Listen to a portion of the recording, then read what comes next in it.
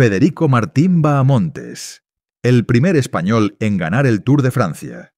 Federico Martín Bahamontes, conocido como el Águila de Toledo, es una leyenda del ciclismo español y mundial. Nacido el 9 de julio de 1928 en Santo Domingo Caudilla, provincia de Toledo, Bahamontes se convirtió en el primer español en conquistar el Tour de Francia en 1959, un hito que marcó un antes y un después en la historia del deporte en España.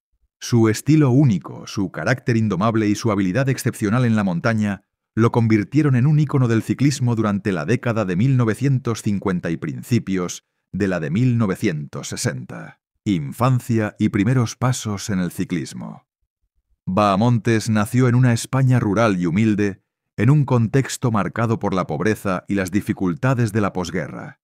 Desde pequeño mostró una determinación feroz y una resistencia física fuera de lo común, cualidades que más tarde lo llevarían a destacar en las duras ascensiones de los puertos de montaña. Su infancia no estuvo exenta de desafíos.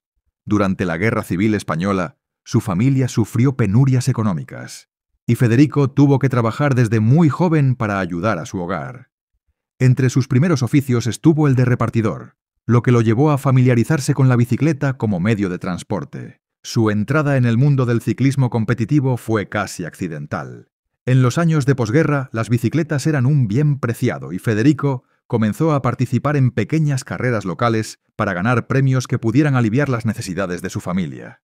Rápidamente su talento natural llamó la atención, y en 1948, con apenas 20 años, empezó a competir de manera más seria, aunque aún sin los recursos ni el apoyo que disfrutaban otros ciclistas de la época. Ascenso a la élite, el rey de la montaña.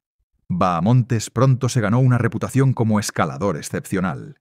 Su físico ligero, su capacidad para mantener un ritmo constante en las subidas y su resistencia al sufrimiento lo convirtieron en un especialista en la montaña. En una época en la que el ciclismo estaba dominado por figuras como Fausto Coppi, Gino Bartali y más tarde Jacques Anquetil, Bahamontes destacó por su estilo peculiar. Era un grimper puro, un trepador, que brillaba en los puertos más empinados, pero que a menudo carecía de la misma fortaleza en las etapas llanas o en las contrarrelojes. Su primer gran éxito internacional llegó en el Tour de Francia de 1954, cuando, en su debut, se adjudicó el maillot de la montaña, un título que ganaría en 6 ocasiones a lo largo de su carrera.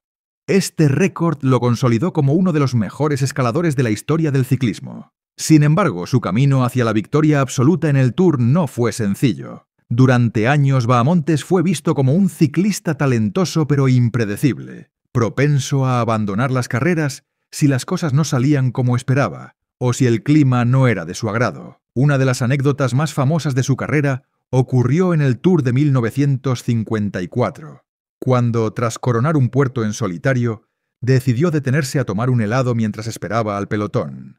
Este episodio, que algunos interpretan como una excentricidad y otros como una muestra de su despreocupación por la estrategia, encapsula la personalidad única de Bahamontes. Un genio del ciclismo con un enfoque muy personal de la competición. 1959. El histórico triunfo en el Tour de Francia.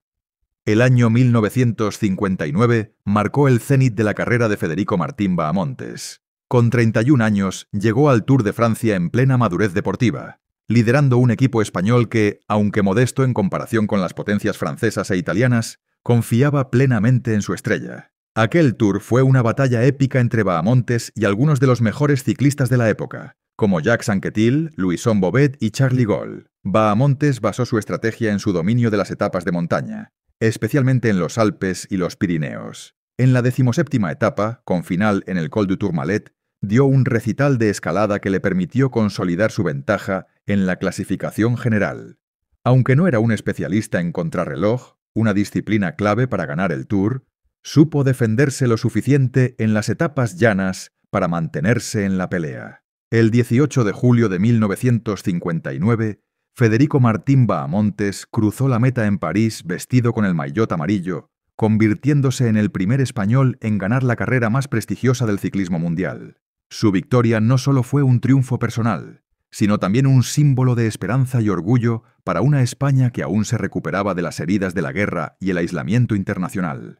Además, aquel año también se llevó el premio de la montaña, demostrando una vez más su supremacía en las alturas. Legado y personalidad. Tras su victoria en el Tour, Bahamontes continuó compitiendo con éxito durante varios años, aunque nunca volvió a ganar la general de la ronda francesa. Su carácter fuerte y su estilo poco convencional lo convirtieron en una figura polarizante. Algunos lo veían como un genio incomprendido, mientras que otros lo criticaban por su aparente falta de disciplina táctica.